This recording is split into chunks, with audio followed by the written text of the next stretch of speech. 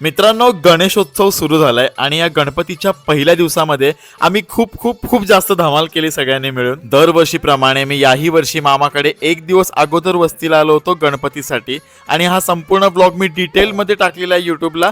नक्की जाऊन बघा, जेणेकरून मला इकडे रिपीट करायला नको. नंतर आम्ही जेवून खाऊन निघालो मावशीकडे जायला गणपतीच्या दर्शनासाठी. CNG वगैरे भरायला गेलो होतो आम्ही अगोदर आणि मरणाची झोप आलेली जागरणामुळे सगळ्यांनाच. तुझा ड्रेस भारी की माझा ड्रेस भारी अशाच चर्चा चालू असतात या पोरींच्या.